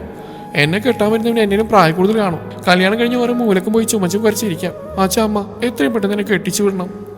അഞ്ചു പറയുന്നിട്ട് കിളി മാറിയിരിക്കുകയാണ് അവർ 3 പേരും. പെട്ടെന്ന് തന്നെ ഗണേശ് പറഞ്ഞു, ഞങ്ങൾ പണിക്കരുടെ അടുത്തിരുന്നപ്പോൾ എൻ്റെ പഴയൊരു പരിചയക്കാരൻ അവൻ്റെ ഭാര്യയും കൂടി അവരുടെ മക്കളുടെ ജാതകം നോക്കാൻ വന്നിട്ടുണ്ടായിരുന്നു. അവരുടെ മകൻ്റെ ജാതകമായിട്ട് നമ്മുടെ അഞ്ജുവിൻ്റെ ജാതകം നല്ല ചേർച്ചയാ. 10-8 പൊരുത്തമുണ്ട്. അയ്യോ പണി പാടിയാ. ഞാൻ നീരിന് കൊടുത്ത വാക്ക്. അവളാകെ ആശങ്കയിലായി. അച്ഛൻ തുടർന്ന് പറഞ്ഞു കേട്ട് അഞ്ജുവിനെയും നന്ദുവിനെയും കിളികൾ പറഞ്ഞു, എൻ്റെ ആ സുഹൃത്തു കുടുംബവും അഞ്ജുവിനെ പെണ്ണ് കാണാൻ ഉടനെ എത്തും. അതുകൊണ്ട് മോള് വേറെ റെഡിയായിക്കോളൂ. അവൾ നിരാശയോടെ തലയാട്ടിക്കൊണ്ട് അകത്തേക്ക് പോയി. ഇതേ സമയം നീരു രഞ്ജുവും ബസ്സിൽ വീട്ടിലേക്ക് പോയായിരുന്നു. ഏട്ടനും അഞ്ചു തമ്മിൽ നേരത്തെ പരിചയം ഉണ്ടായിരുന്നല്ലേ? രഞ്ജു തന്റെ ഇടങ്കവിളും തലോടിക്കൊണ്ട് പറഞ്ഞു, ഒരു ചെറിയ പരിചയം. ഏട്ടൻ എങ്ങനെയാ അവളെ പരിചയം? നീര് ചോദിച്ചു. അത് കഴിഞ്ഞ മാസം എനിക്കൊരു ലോക്കൽ ചാനൽ ഇന്റർവ്യൂ ഉണ്ടായിരുന്നില്ലേ, ഈ പ്രാങ്ക് തിരക്കിട അങ്ങനെയൊക്കെയുള്ള ഒരു പരിപാടി. അതിലൊരു പ്രാങ്ക് ചെയ്ത് കാണിക്കാൻ അവർ ആവശ്യപ്പെട്ട് മാളിലായിരുന്നു അവർ ലൊക്കേഷൻ കണ്ട്. അവിടെ വെച്ചാൽ ഞാൻ ആദ്യമായിട്ട് അവളെ കാണുന്നത്. എനിക്ക് അപ്പോൾ തോന്നിയൊരു ഐഡിയ ആയിരുന്നു അവളോട് ഐ ലവ് യു എന്ന് പറയാ. അവൾ റിജക്ട് ചെയ്താ ചാനലിലെ പ്രാങ്കാണെന്ന് പറയാമെന്ന് കരുതി. പക്ഷെ അവൾ ഞാൻ ഉദ്ദേശിച്ച പോലെ പെണ്ണുകളെന്ന് മനസ്സിലായത് അവളുടെ കൈത്തലന്റെ കവിള് ചോപ്പിച്ചപ്പോഴാണ്. അല്ല ഏട്ടനെ അവളെ കുറിച്ച് എന്താ ഉദ്ദേശിച്ചത്? അത് സുന്ദരനും സുമുഖനായ ഒരു ചെറുപ്പക്കാരൻ വന്ന് ഇഷ്ടമാണെന്ന് പറഞ്ഞാൽ അവളിങ്ങനെ നാണിച്ച് തല താഴ്ത്തി കാലം കൊണ്ടൊക്കെ ഇങ്ങനെ കളം വരച്ച്. എൻ്റെ ഏട്ടാ, നിങ്ങളിത് ഏത് നൂറ്റാണ്ടിലാണ് ജീവിക്കുന്നത്? അതെന്താണ് നീ അങ്ങനെ ചോദിച്ചേ? അതെ, ഈ കാലുകൊണ്ട് കളം വരയ്ക്കുന്നതും കണ്ണിമ തുള്ളിക്കുന്നൊക്കെ നമ്മുടെ മുതുമുത്തശ്ശിമാരുടെ ചെറുപ്പകാലത്താ. ഏട്ടാ സ്റ്റോപ്പിൽ ഇറങ്ങാം. ബസ് സ്റ്റോപ്പിൽ ഇറങ്ങി അവർ വീട്ടിലേക്ക് നടന്നു. 5 മിനിറ്റേയുള്ളൂ നടക്കാൻ. വേഗം തന്നെ അവർ വീട്ടിൽ ചെന്ന് കയറി. അവർ ചെല്ലുമ്പോൾ അച്ഛനും അമ്മയും എവിടെയോ പോകാൻ റെഡിയായി ഇരിക്കുകയായിരുന്നു. നിരഞ്ജൻ അവരോട് ചോദിച്ചു, 2 പേരും കൂടി എങ്ങോട്ടാ ഇത്ര രാവിലെ? നമ്മൾ എൻ്റെ ഒരു ഫ്രണ്ടിന്റെ വീട്ടിൽ പോവാം. നമ്മളോ? ഞാനില്ല, എനിക്ക് കുറച്ചെനിക്ക് കിടന്നുറങ്ങണം, നീരജ പറഞ്ഞു. അപ്പോഴാണ് അവരുടെ അമ്മ സരോജിനി തന്റെ മകളുടെ രൂപം ശ്രദ്ധിച്ച് അവർ അത്ഭുതത്തോടെ മകളെ നോക്കിയിട്ട് തന്റെ ഭർത്തുവിനോട് പറഞ്ഞു, നരേട്ടാ ഇതേതാ ഈ പെൺകുട്ടി? നീരജ അഞ്ജുവിന്റെ ധാവണിയായിരുന്നു അണിഞ്ഞിരുന്നത്. വാലിട്ട് കണ്ണെഴുതി, നെറ്റിയിൽ ചെറിയ കറുത്ത വട്ടപ്പൊട്ടും ചന്ദനക്കുറിയും മെടഞ്ഞിട്ട് നീളമുള്ള മുടിയും മുല്ലപ്പൂമാലയും ചൂടിയിട്ടുണ്ട്. മെറൂൺ ആൻഡ് ക്രീം കളർ കോമ്പിനേഷനുള്ള ആ ധാവണിക്ക് മേശാവുന്ന തരത്തിൽ മെറൂൺ വളകളും മാലയും അവളെ അഞ്ജു അണിയിച്ചിട്ടുണ്ട്. ആ തമ്പ്രാനറിയാം. നരേന്ദ്രൻ കൈമുലർത്തി. അച്ഛാ, നീരു ചിണങ്ങിക്കൊണ്ട് വിളിച്ചു. ആയ്, ഈ കുട്ടിയുടെ ശബ്ദവും നമ്മുടെ മോളുടെ ശബ്ദവും ഒരുപോലെ ഉണ്ട് അല്ലേ ജനി? അതെ അതെ. സരോജിനി അത് ശരിവെച്ചു. മതി മതി, 2 കൂടി എന്റെ കുഞ്ഞിനെ വാരിയത്. രഞ്ജു നീരുവിന്റെ രക്ഷയ്ക്കെത്തി. മക്കള് പോയി ബാഗ് റൂമിൽ വെച്ചിട്ട് വായോ, ഡ്രസ്സൊന്നും മാറാൻ നിൽക്കണ്ട, നേരം പോയി. അവർ രണ്ടാളും അവരവരുടെ ബാഗുകൾ അവരുടെ റൂമിലേക്ക് കൊണ്ടുവന്ന് വെച്ചിട്ട് ഹാളിലേക്ക് വന്നു. അച്ഛാ, ഏത് ഫ്രണ്ടിന്റെ വീട്ടിലേക്ക് നമ്മൾ പോകുന്നു? രഞ്ജു ചോദിച്ചു. അത് നിങ്ങൾക്കറിയില്ല, എന്റെ പഴയൊരു ഫ്രണ്ടാ, ബാക്കി പോകുന്ന വഴിയെ പറയാം. അതും പറഞ്ഞ് നരേന്ദ്രൻ വീടിന് പുറത്തേക്ക് കാറിനടുത്തേക്ക് നടന്നു. രഞ്ജു നീരു അച്ഛനൊപ്പം ചെന്നു. സരോജിനി വീട് കൂട്ടി താക്കോല് ബാഗിൽ വെച്ചിട്ട് അവർക്കൊപ്പം ചെന്നു. നരേന്ദ്രൻ ഡ്രൈവിംഗ് സീറ്റിലേക്ക് കയറിയിരുന്നപ്പോൾ സരോജിനി കോ ഡ്രൈവിംഗ് സീറ്റിൽ ഇടം പിടിച്ചു. മക്കൾ രണ്ടും പിന്നിലെ സീറ്റിലേക്ക് കയറിയിരുന്നു. നരേന്ദ്രൻ കാർ സ്റ്റാർട്ട് ചെയ്തു. അയാൾ കാർ ഗേറ്റിനുള്ളിലേക്ക് കൊണ്ടുവന്ന് നിർത്തി. സരോജിനി കാറിൽ നിറങ്ങിപ്പോയി ഗേറ്റ് അടച്ചിട്ട് വേഗം വന്ന് കാറിൽ കയറി. നരേന്ദ്രൻ കാർ മുന്നോട്ടെടുത്തു. കാറിൽ അല്പനേരം നിശബ്ദ തളം കെട്ടി നിന്നു. സരോജിനി തന്റെ ഭർത്താവിനെ നോക്കി കണ്ണുകൊണ്ട് ആംഗ്യം കാണിച്ചു. കാര്യം പറയാം. അയാൾ ഡ്രൈവിംഗിൽ ശ്രദ്ധിച്ചുകൊണ്ട് പറഞ്ഞു തുടങ്ങി. മക്കളെ, ഞങ്ങൾ കഴിഞ്ഞ ദിവസം നമ്മുടെ മേലപ്പാട്ട് പണിക്കരെ കാണാൻ പോയി. എന്തിന്? ചോദ്യം നീരുവിന്റെ ആണ്. അതുമോളെ രഞ്ജുവിന്റെ ജാതകം നോക്കിക്കാൻ സരോജിനി പെട്ടെന്ന് പറഞ്ഞു. അതിന് എന്റെ ജാതകം നോക്കുന്നത്? അത് നിനക്ക് ജോലിക്കായില്ലടാ, ഇനി നിനക്കൊരു കല്യാണമൊക്കെ ആവും. അതിന് സമയമായോ എന്നറിയാനാ? അതിനെനിക്ക് കല്യാണ പ്രായക്കായോ? അവൻ നിഷ്കുവായി ചോദിച്ചു. പിന്നെ ആവാതെ, ഈ മേടത്തിൽ നിനക്ക് വയസ്സ് 26 എന്നിട്ട് പണിക്കരെന്ത് പറഞ്ഞു? നീരു ടെൻഷനോടെ ചോദിച്ചു. അങ്ങേനെന്ത് പറയാൻ? 3-4 വർഷം കഴിയണമെന്ന് പറഞ്ഞാണോ? അല്ലേ അമ്മേ? 3-4 വർഷം അല്ല മോനെ, 3-4 മാസത്തിനുള്ളിൽ, അച്ഛൻ പറഞ്ഞു. രഞ്ജു നീരും ഞെട്ടിലോടെ പരസ്പരം നോക്കിയിട്ട് ഒരുപോലെ ചോദിച്ചു. എന്നതാന്ന് പറഞ്ഞു? അത് മക്കളെ, ഇവന്റെ ജാതകത്തിലൊരു പ്രശ്നം. 4 മാസത്തിനുള്ളിൽ ഇവന്റെ കല്യാണം നടന്നില്ലെങ്കിൽ ഇവന് പിന്നെ കല്യാണ യോഗം ഇല്ലെന്ന് പണിക്കര് പറഞ്ഞു. ഇനി 4 മാസം കഴിഞ്ഞാണ് വിവാഹമെങ്കിൽ അത് രഞ്ജുവിന്റെ ജീവന് തന്നെ ഭീഷണിയാണ്, സരോജിനി പറഞ്ഞു. പിന്നെ പണിക്കരുടെ അടുത്ത് പോയപ്പോൾ എൻ്റെ പഴയൊരു സുഹൃത്തിനെ കണ്ടിരുന്നു. അവിടെ വെച്ചിട്ടേ അവൻ്റെ മക്കളുടെ ജാതകം നോക്കാൻ അവരും വന്ന് അവൻ്റെ മകളുടെ ജാതകവും രഞ്ജുവിൻ്റെ ജാതകം ഒത്തു നോക്കിയപ്പോൾ നല്ല ചേർച്ചയുണ്ടെന്ന് പണിക്കര് പറഞ്ഞു. നമുക്കറിയാവുന്ന കുടുംബമാണല്ലോ, അതുകൊണ്ട് ഞാൻ അവർക്ക് വാക്ക് കൊടുത്തു, നിന്നെയും കൊണ്ട് ആ കുട്ടിയെ കാണാൻ ചെല്ലാന്ന്. അയ്യോ, 4 മാസത്തിനുള്ളിൽ എങ്ങനെ ഞാൻ അവളെ വളക്കും? പണിയായല്ലോ. ഒന്നാമത് അവൾക്ക് എന്നെ കാണുന്നത് ചതുർത്ഥിയാണ്. രഞ്ജു ആത്മയടിച്ചിരുന്നപ്പോൾ നീരു അതേ അവസ്ഥയിലായിരുന്നു. ദൈവമേ, അഞ്ജുവിനെ കല്യാണം കഴിക്കാൻ ഏട്ടനെ കൊണ്ട് എങ്ങനെ സമ്മതിപ്പിക്കുന്ന ആലോചിച്ചിട്ട് പിടിയും കിട്ടാതിരിക്കുമ്പോഴാ ഈ പെണ്ണുകാണൽ. എൻ്റെ കുഞ്ഞീഷ്ണ, ആ പെണ്ണിനെ ഏട്ടനെ ഇഷ്ടപ്പെടരുത്. എൻ്റെ ഏട്ടൻ എൻ്റെ അഞ്ജുവിനെ തന്നെ കിട്ടണേ. രഞ്ജു നീര് ഉള്ളുനീറി പ്രാർത്ഥനയിലായിരുന്നു. നരേന്ദ്രൻ തന്റെ കാർ ഒരു വീട്ടുമുറ്റത്തേക്ക് ഓടിച്ചേറ്റി നിർത്തിയിട്ട് പിന്നിലേക്ക് നോക്കി. സീറ്റിലേക്ക് ചാരി മിഴികൾ അടച്ചിരിക്കുന്ന മക്കളോട് പെണ്ണിന്റെ വീടെത്തി ഇറങ്ങി വരാൻ പറഞ്ഞിട്ട് നരേന്ദ്രൻ സരോജിനിയും കാറിൽ നിന്ന് ഇറങ്ങി. മുറ്റത്ത് വണ്ടി നിൽക്കുന്ന ശബ്ദം കേട്ട് നരേന്ദ്രന്റെ സുഹൃത്ത് ഇറങ്ങി വന്നു. അവരകത്തേക്ക് ക്ഷണിച്ചു. വരൂ വരൂ, ഇതെന്താ ഇവിടെ തന്നെ നിന്ന്? മക്കൾ വന്നില്ലേ? വന്നിട്ടുണ്ട്. ഇങ്ങോട്ട് പോരുന്ന വഴിയാ, പെണ്ണ് കാണാനാണ് പോകുന്നതെന്ന് പറഞ്ഞു. അതിന്റെ ഒരു ചളിപ്പ രണ്ടിനും. അവർ വന്നോളൂ, നരേന്ദ്രൻ പറഞ്ഞു. അയാൾ അവരകത്തേക്ക് കൂട്ടിക്കൊണ്ടുപോയി. അവരെ നമുക്ക് എൻ്റെ മകനെ കൊണ്ട് വിളിപ്പിക്കാം. അയാൾ അവരോട് പറഞ്ഞിട്ട് തന്നെ മകനെ വിളിച്ചിട്ട് പറഞ്ഞു. മോനെ, ചെറുക്കനും പെങ്ങളും കാറിൽ തന്നെ ഇരിക്കുക. ആദ്യമായിട്ട് പെണ്ണ് കാണാൻ വരുന്നതിന്റെ നാണ. മോൻ അവരെയും കൂട്ടിയിട്ട് വാ. ഈ സമയം കാറിനകത്ത് രഞ്ജുവേട്ടി, ഇതെന്താ ഇവിടെ? കുറച്ചു മുമ്പല്ലേ നമ്മൾ ഇവിടെ പോയത്? നീര് ചുറ്റും നോക്കിയിട്ട് സന്തോഷം കൊണ്ട് കരയണോ ചിരിക്കണോ എന്നറിയാൻ ചോദിച്ചു. അത് തന്നെയാണ് രഞ്ജുവും ചിന്തിച്ച്. അപ്പോഴേക്ക് രഞ്ജിരുന്ന വശത്തെ ഡോർ തുറക്കപ്പെട്ടു. രണ്ടാളും നാണിക്കാതെ ഇറങ്ങി വരൂ, ആ ഡോർ തുറന്നയാൾ പറഞ്ഞു. രഞ്ജു ആ തുറന്ന വാതിലൂടെ ഒരു ചിരിയും പാസാക്കി ഇറങ്ങിയപ്പോൾ മറുഭാഗത്തൂടി നീരു ഇറങ്ങിയ ഒരു ചമ്മിയ ചിരിയോടെ തന്നെ കണ്ട് ഞെട്ടി പണ്ടാറടങ്ങി നിൽക്കുന്നവരെ നോക്കി രഞ്ജു വിളിച്ചു. നന്ദോളിയാ, രഞ്ജോളിയാ. രഞ്ജു വിളിച്ചു കേട്ട് നന്ദുവനെ കണ്ട് വിശ്വസിക്കാനാവ് കണ്ണു വീഴ്ച നോക്കിയിട്ട് ചോദിച്ചു. നിങ്ങൾ കുറച്ചു മുന്നേ ഇവിടുന്ന് പോയതല്ലേ ഉള്ളൂ, എന്തോ തിരിച്ചു വന്ന് എന്തെങ്കിലും എടുക്കാൻ മറന്നോ? നന്ദേട്ടന്റെ കിളി പോയെന്നാ തോന്നുന്നു രഞ്ജു ഏട്ടാ, നീര് പറഞ്ഞ രഞ്ജു നന്ദുവിനോട് പറഞ്ഞു. ഇപ്പൊ അകത്തേക്ക് കൂട്ടിക്കൊണ്ടുപോയതേ ഞങ്ങളുടെ അച്ഛനെയും അമ്മനെയാ. ഞങ്ങൾ നിന്റെ പെങ്ങൾ അഞ്ജുവിനെ പെണ്ണ് കാണാൻ വന്നാ. ഇവിടെ വന്നു കഴിഞ്ഞാൽ ഞങ്ങൾ അറിഞ്ഞ് ഇവിടേക്കാ വരുന്നതെന്ന് നന്ദു രഞ്ജുവിനെ തോൾ കൈവച്ചുകൊണ്ട് പറഞ്ഞു. അഞ്ജു ആകെ സങ്കടത്തിലായിരുന്നു. അവളോ മറ്റാരെങ്കിലും കല്യാണം കഴിച്ചുകൊണ്ടുപോയാൽ അവളുടെ അനുവാദം വേണം അവളുടെ അഞ്ജുവിനെ ഒന്ന് കാണാൻ വേണ്ടി. അവൾ നിന്നെ കാണാൻ തന്നെ നിന്നെ ആഗ്രഹിച്ചിരുന്നു. പക്ഷെ കണ്ടു കഴിഞ്ഞപ്പോഴാ തനിക്ക് പറ്റിയ അബദ്ധം അവൾക്ക് മനസ്സിലായത്. അന്നും ആളിൽ വെച്ച് നീ പറഞ്ഞതിന് അവൾ തല്ലിയില്ലേ? ഇനി നിനക്കവളോട് വെറുപ്പാവുന്ന ഭയം. അത് കുഴപ്പമില്ല നന്ദേട്ടാ, എല്ലാം ശരിയാക്കാം നമുക്ക്. അവിടെ ആഗ്രഹങ്ങളെല്ലാം നടക്കും. അല്ല, നമ്മൾ നടത്തി കൊടുക്കും, നീരു പറഞ്ഞു. നിങ്ങളകത്തേക്കോ, എന്റെ കണ്ണ് തള്ളിയ പോലെ അവരുടെ കണ്ണ് നമുക്ക് തള്ളി താഴെ ഇടാം. നന്ദു അവരകത്തേക്ക് കൂട്ടിക്കൊണ്ടുപോയി. അച്ഛാ, അമ്മേ, അഞ്ജുമോളെ, ഇതാരയ്ക്ക് വന്നിരിക്കും നോക്കിയേ. പെണ്ണ് കാണാൻ വന്നവർക്ക് മുമ്പിലേക്ക് ഇരുകൈകൾ കൊണ്ടും ചായക്കപ്പോൾ നേരത്തെ ട്രെയിൻ പിടിച്ചുകൊണ്ട് വരുന്ന അഞ്ജു. ഏട്ടൻ സന്തോഷത്തോടെ വിളിച്ചു പറയുന്ന കേട്ട് നിറഞ്ഞു തുളുമ്പിയ മിഴികൾ തുടക്കാനാവാതെ അവിടേക്ക് നോക്കി. ഹാളിലേക്ക് കയറി വരുന്ന നീരുവിനെയും രഞ്ജുവിനെയും കണ്ട് അഞ്ജു വേഗ ട്രേ കൊണ്ടുവന്ന് ഹാളിലിരിക്കുന്നവരുടെ മുമ്പിലുള്ള ടീപ്പോയിൽ വെച്ചിട്ട് ഓടിപ്പോയി നീരുവിനെ കെട്ടിപ്പിടിച്ച് കരഞ്ഞുകൊണ്ട് പറഞ്ഞു. നീരു, അവരെന്നെ പെണ്ണാണാൻ വന്നവരാ. എനിക്കിഷ്ടം നിന്റെ ഏട്ടന്റെ പെണ്ണാവാനാ. അതുകൊണ്ട് അവരുടെ മകനെന്നെ കാണുന്നതിന് മുമ്പ് ഞാൻ നിന്റെ ഏട്ടനെയും കൂടി ഒളിച്ചോടാൻ പോവാ ഇപ്പൊ തന്നെ. അതും പറഞ്ഞുകൊണ്ട് ആൾ നീരുവിൽ നിന്ന് വേർപ്പെട്ട് രഞ്ജുവിന്റെ കയ്യിൽ പിടിച്ചുകൊണ്ട് പുറത്തേക്ക് ഓടാൻ തുനിഞ്ഞു. രഞ്ജു അവളെ തന്നിലേക്ക് ചേർത്തുകൊണ്ട് അവളുടെ അച്ഛനന്മാരുടെ അടുത്തേക്ക് ചെന്നിട്ട് പറഞ്ഞു. അഞ്ജുവിന്റെ അച്ഛനും അമ്മയും ഞങ്ങളോട് ക്ഷമിക്കണം. എനിക്ക് അഞ്ജുവിനെ ഇഷ്ടമാണ്, ഇവൾക്ക് എന്നെയും. ഞങ്ങൾ തമ്മിൽ പിരിക്കരുത്. സന്തോഷത്തോടെ ഞങ്ങൾ അനുഗ്രഹിക്കണം. തന്റെ മകളുടെ പെണ്ണ് കാണാൻ അലമ്പാക്കാമെന്ന് അവരെ നോക്കി ഗണേഷ് പല്ലിയരിച്ചു. തന്റെ സുഹൃത്തിനും കുടുംബത്തിനും മുമ്പിൽ താൻ അപമാനിതനാവുന്ന പോലെ തോന്നിയ ആൾക്ക് തങ്ങൾക്ക് മുമ്പിൽ നടക്കുന്ന കാര്യങ്ങൾ കണ്ട് നരേന്ദ്രൻ സരോജിനി എഴുന്നേറ്റ് വന്നിട്ട് അവരോട് ചോദിച്ചു. എന്താ അവിടെ നടക്കുന്നത്? ഞങ്ങൾക്കൊന്നും മനസ്സിലാവുന്നില്ല. അത് ഇവരെന്റെ മക്കളുടെ കൂട്ടുകാരാ. ഇന്നലെ രാത്രിയോടെ വന്നിട്ട് പോയതാ. ഇപ്പൊ കയറി വന്നിട്ട് പറയാ എന്റെ മോളെ അവന് കെട്ടിച്ചു കൊടുക്കണമെന്ന്. ഗണേഷ് പറഞ്ഞ നരേന്ദ്രൻ രഞ്ജുവിനോട് ചോദിച്ചു. ഞങ്ങൾ കേട്ട് ശരിയാണോ? നിങ്ങൾ ഇന്നലെ രാത്രി ഇവിടെയാണോ കിടന്ന്? അത് ഞാൻ എന്റെ പെങ്ങൾ ഇന്നലെ രാത്രി ഇവിടെ കിടന്ന്. ഇന്ന് രാവിലെയാ എന്റെ പെങ്ങൾ നീരജ ഇവിടെയുള്ളവരും ഞാൻ അറിഞ്ഞ്.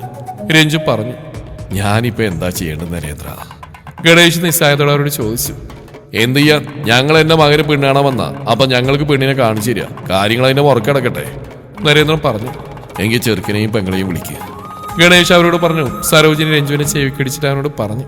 മതി നാടൻ കളിച്ച്, ഇനി നിന്റെ പെങ്ങളെയും വിളിച്ചുകൊണ്ട് അവിടെ വന്നിരിക്കേ. അവർ പറയുന്ന കേട്ട് ഒരു ചിരിയോടെ ചെവിയും തിരുമ്മിക്കൊണ്ട് നീരുവിന്റെ കൈയും പിടിച്ചുകൊണ്ട് സോഫയിൽ വന്നിരുന്നു. ഗണേഷ, മോളോട് ചായ എടുത്തുകൊണ്ട് വരാൻ പറയും. കാര്യങ്ങളൊന്നും മനസ്സിലാവാതെ രേവതിയും ഗണേഷും പരസ്പരം നോക്കി. അവരുടെ കിളിപാറിയ നിൽപ്പുകൊണ്ട് നരേന്ദ്രൻ പറഞ്ഞു. ഗണേഷേ, ഇതെന്റെ മകൻ നിരഞ്ജൻ, മകള് നീരജ. ഇപ്പൊ കാര്യങ്ങൾ വ്യക്തമായില്ലേ? നന്ദു ഓടി വന്ന് തന്റെ പെങ്ങളുടെ മുഖം കൈക്കുമ്പിളെടുത്തുകൊണ്ട് ചോദിച്ചു. ഏടന് മോൾക്ക് സന്തോഷമായോ? പകുതി സന്തോഷമായി, അഞ്ജു നിറമിഴികളോടെ പുഞ്ചിരിച്ചുകൊണ്ട് പറഞ്ഞു. ഇനി എങ്ങനെയാ ബാക്കി കാര്യങ്ങള്? രണ്ടും കൂടി ഒളിച്ചോടുന്നതിന് മുന്നേ എത്രയും വേഗം കല്യാണം നടത്തണം, നരേന്ദ്രൻ ചിരിയോടെ പറഞ്ഞതും അഞ്ജു നാണത്തോടെ നന്ദുവിന്റെ നെഞ്ചിലേക്ക് മുഖം ചേർത്ത് നിന്നു. എങ്കിൽ എനിക്കൊരു കാര്യം പറയാനുണ്ട്, രഞ്ജു എല്ലാവരോടും കൂടി പറഞ്ഞു. ആ ഒരു ചോദ്യപാത്രത്തിൽ അവനെ നോക്കിയപ്പോൾ അവൻ പറഞ്ഞു. അഞ്ജുവിന്റെ പ്രായം തന്നെയാണ് നീരുവിനും. അതുകൊണ്ട് എന്റെ കല്യാണത്തിനൊപ്പം എന്റെ പെങ്ങളുടെ കല്യാണം നടത്തണമെന്ന് എനിക്ക് ആഗ്രഹമുണ്ട്, രഞ്ജു പറഞ്ഞിട്ട് നരേന്ദ്രൻ പറഞ്ഞു. അതിന് അവൾക്ക് പറ്റിയ ആളെ കണ്ടെത്തണ്ടേ? എന്റെ മക്കൾക്ക് ഞാനിന്നും നല്ല മാത്രമേ കൊടുത്തിട്ടുള്ളൂ. അതിനിപ്പോ കണ്ടെത്താതിരിക്കുന്നു. എൻ്റെ ഒരു ഫ്രണ്ടിന് അവളെ ഇഷ്ടമാണ്. അവൾക്ക് വേണ്ടി നമുക്ക് അവനെ ആലോചിക്കാം. നീരു, അഞ്ചു, നന്ദുവും അങ്കലാപ്പോടെ അവനെ നോക്കി. ആരാ മോനെ ആ ഫ്രണ്ട്? അവൻ്റെ നല്ല ഫാമിലിയാണോ? അതെ അമ്മേ, നല്ല ഫാമിലിയാ. അച്ഛനും അമ്മയും 2 മക്കളും നമ്മളെ പോലെ. എങ്കിൽ മോനെ അവരെ വിളിച്ച് കാര്യങ്ങൾ മുന്നോട്ടാക്കുക. ഗണേഷ് നിരാശയോടെ പറഞ്ഞു. വിളിക്കാനെന്തിരിക്കുന്നു? എൻ്റെ മുന്നിലേക്കല്ലേ അവൻ്റെ കുടുംബം. എന്താ പറഞ്ഞേ? ഗണേഷ് അവൻ പറഞ്ഞു മനസ്സിലാവാതെ ചോദിച്ചു. രഞ്ജു എഴുന്നേറ്റെന്ന് ഗണേഷിനെ രേവതിനെയും കയ്യിൽ പിടിച്ചിട്ട് ചോദിച്ചു. എൻ്റെ പെങ്ങൾ നീരജയെ ഈ വീട്ടിലെ മരുമകളായി സ്വീകരിക്കുമോ? ഗണേഷ് രേവതിയും പരസ്പരം നോക്കി പുഞ്ചിരിച്ചു. എന്നിട്ട് ഗണേഷ് നരേന്ദ്രനോട് ചോദിച്ചു. എൻ്റെ നന്ദുവിൻ്റെ പെണ്ണായി, ഞങ്ങളുടെ മരുമകളായി, അല്ല മകളായി തന്നെ നിന്റെ മകൾ നീരുവിനെ തരൂ ഞങ്ങൾക്ക്. പിള്ളേരുടെ ഇഷ്ടം അങ്ങനെയാണെങ്കിൽ അത് തന്നെ നടക്കട്ടെ, അല്ലേ ജിനി? നരേന്ദ്രൻ തൻ്റെ ഭാര്യയോട് ചോദിച്ചു.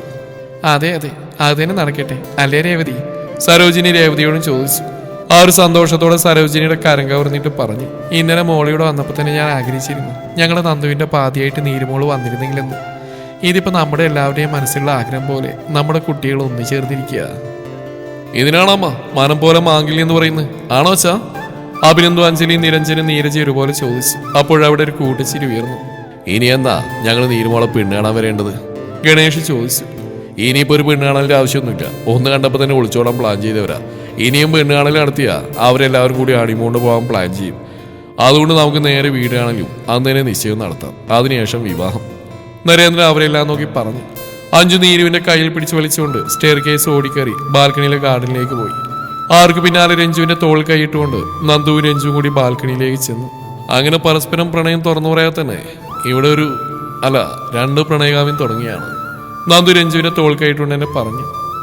രഞ്ജു, നീ എന്നെ പെങ്ങളൊന്നും ആലോചിച്ച് പ്രപ്പോസ് ചെയ്തപ്പോൾ അവൾ നിനക്ക് നല്ല ചുട്ട മറുപടി അപ്പം തന്നെ തന്നു. പക്ഷേ അതിനെനിക്ക് നിന്നോട് പ്രതികാരം ചെയ്യണം. അതുകൊണ്ട് ഞാൻ നിന്റെ പെങ്ങളെ നിന്റെ കൺമുമ്പിൽ വെച്ച് എന്നെ പ്രപ്പോസ് ചെയ്യാൻ പോവാ. ഡാളിയ, ഞാൻ നിന്റെ പെങ്ങളെ പ്രപ്പോസ് ചെയ്തേളൂ. പക്ഷെ നീ എന്റെ പെങ്ങളോട് നീ രാവിലെ ചെയ്തെന്താ? അതിന് ഞാൻ ആദ്യം പ്രതികാരം ചെയ്യട്ടെ? രഞ്ജു തന്നെ മീശ പിടിച്ചുകൊണ്ട് ചോദിച്ചു. ഓ വേണ്ട, വേണ്ടായിട്ടാ, പ്രതികാരം നമുക്ക് മറ്റൊരിക്കലാക്കാം. നന്ദു അവരെ നോക്കാൻ ശ്രമിക്കാതെ പറഞ്ഞു. അഞ്ചു പെട്ടെന്ന് വന്ന് നന്ദുവിനോട് ചോദിച്ചു. എന്താ നന്ദുവിട്ട് ഇന്ന് രാവിലെ സംഭവിച്ചത്? അത് മോള് രാവിലെ കണ്ടു തന്നെ. അഞ്ചു, രാവിലെ മോളെന്താ കണ്ട്? രഞ്ജു ഓളാൻ തുടങ്ങിയ നന്ദുവിന്റെ കയ്യിൽ പിടിച്ച് വലിച്ചെടുത്തിട്ട് അഞ്ജുവിനോട് ചോദിച്ചു. അത് ഏട്ടന് നീരും കെട്ടിപ്പിടിച്ച് കിടന്നുറങ്ങുന്ന കണ്ട്.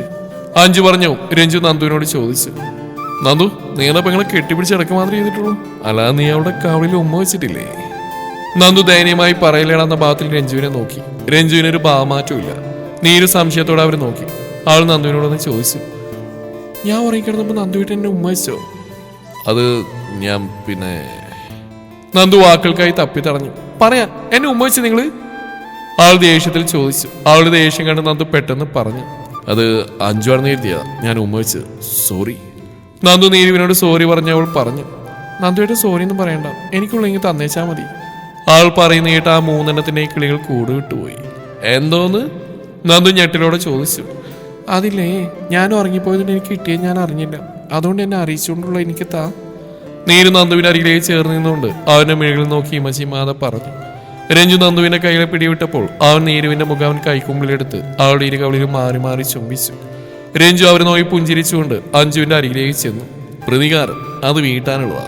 രഞ്ജു അതും പറഞ്ഞുകൊണ്ട് സ്വന്തം കവിളന്നൊടിഞ്ഞു. അഞ്ജുവിന്റെ അരികിൽ ചെടിച്ചട്ടിയിൽ വിടർന്നു നിന്നിരുന്ന ഒരു ചുവന്ന പനിനീർപ്പൂവ് പൊട്ടിച്ചെടുത്ത് അവളുടെ നേർക്ക് നീട്ടിയിട്ട് പറഞ്ഞു. I love U. അഞ്ജു ആ പൂവ് സ്വീകരിച്ചുകൊണ്ട് അവന്റെ കവിളിൽ ചുംബിച്ചുകൊണ്ട് അവനോട് പറഞ്ഞു. I love you too. പെട്ടെന്ന് നീട്ടി ആ ചുംബനത്തിൽ അവൻ അത്ഭുതപ്പെട്ടു. അവൻ അഞ്ജുവിനോട് ചോദിച്ചു. അന്ന് മാൾ വെച്ച് നിന്നെ ഇഷ്ടമാണെന്ന് പറഞ്ഞപ്പോ നീ എന്തിനാ എന്നെ തല്ലിയത്? അത് പിന്നെ ആൾക്കൂട്ടത്തിൽ വെച്ചൊരു പരിചയം പോലും ഇല്ലാത്ത ഒരാൾ പെട്ടെന്ന് ഇഷ്ടമാണെന്ന് പറഞ്ഞപ്പോൾ അതൊരു പോവാലാണെന്നാ കരുതിയേ. ഞാൻ അതുകൊണ്ടാണ് അടിച്ച്. അപ്പൊ ഇന്നെന്താ തല്ലാത്ത? അത് ഈ അഞ്ജലി നിരഞ്ജന ആയതുകൊണ്ടാ. ആണോ? നീ എന്നെയാണോ? രഞ്ജു തന്റെ ഇരുകൈയാൽ അവളുടെ കവളുകളിൽ ചേർത്തുകൊണ്ട് അവളുടെ മിഴികളിൽ നോക്കി ചോദിച്ചു. അവൾക്ക് വാക്കുകൾ പുറത്തു വന്നില്ല. അവൾ പ്രണയവിവശയായിരുന്നു മൂളി. രഞ്ജു അവളുടെ നെറ്റിയിലും ഇരു കവളിലും മൂക്കിൻ തുമ്പിലും ചുംബിച്ചു. നന്ദു നീരുവിൽ നിന്ന് അകന്നു മാറിയപ്പോൾ അവൾ അവന്റെ കയ്യിൽ പിടിച്ചിട്ട് പറഞ്ഞു. എനിക്ക് ഇനിയും വേണം. മക്കളെ, ഇനി കല്യാണം കഴിഞ്ഞിട്ട് പോരെ? വീടിന്റെ ബാൽക്കണിയിൽ വെച്ച് ചുംബന സമരം നടത്തിക്കൊണ്ടിരിക്കുന്നവർ പെട്ടെന്ന് അകന്നു മാറി ശബ്ദം കേട്ടിടത്തേക്ക് നോക്കി. അവിടെ തങ്ങളെ തന്നെ നോക്കിക്കുന്ന 2 ജോഡി അച്ഛനമ്മമാർ. മുകളിലേക്ക് പോയവരെ തിരിച്ച് താഴേക്ക് കാണാനായിട്ട് അവരെ തെരഞ്ഞു വന്നതായിരുന്നവർ. ആ കാര്യങ്ങൾ പറഞ്ഞു കഴിഞ്ഞാൽ മക്കൾ നാലും താഴേക്ക് വാ. ഗണേഷ് അവരോട് പറഞ്ഞ് തിരിഞ്ഞടന്നുകൊണ്ട് നരേന്ദ്രനോട് പറഞ്ഞു. എത്രയും വേഗം ഇവരുടെ കല്യാണം നടത്തണം, ഇല്ലെങ്കിൽ ഇവരെ നമ്മളെ അമ്മായിയപ്പന്മാരും അമ്മായിയന്മാരാകുന്നതിന് മുന്നേ അപ്പൂപ്പന്മാരും അമ്മൂമാരും ആക്കും. ഗണേഷ് പറഞ്ഞു. നല്ല വെടിപ്പായ 4 മക്കളും കേട്ടു. ശേ ആകെ നാണക്കേടായി. നീരജ് അമ്മയോട് പറഞ്ഞപ്പോൾ നന്ദോളെ ചേർത്ത് പിടിച്ചുകൊണ്ട് പറഞ്ഞു, അതിന് നിനക്കെവിടെയാടി ഈ പറഞ്ഞ നാണെന്ന സാധനമുള്ളത്. അങ്ങനെ 3 മാസങ്ങൾക്ക് ശേഷം ആ 2 വീട്ടുമുറ്റത്തും കല്യാണപ്പന്തൽ ഉയർന്നു. മാറ്റ് കല്യാണമായതുകൊണ്ട് താലികെട്ട് റിസപ്ഷനൊക്കെ ഒരു ഓഡിറ്റോറിയത്തിൽ വെച്ചാണ് നടത്തുന്നത്. അങ്ങനെ ആ ശുഭമുഹൂർത്തത്തിൽ അഭിനന്ദ് നീരജയുടെയും നിരഞ്ജൻ അഞ്ജലിയുടെയും കഴുത്തിൽ തങ്ങളുടെ പേര് കുത്തിയ താലിയാർത്തി സീമന്തരേഖ ചുവപ്പിച്ചുകൊണ്ട് സ്വന്തമാക്കി.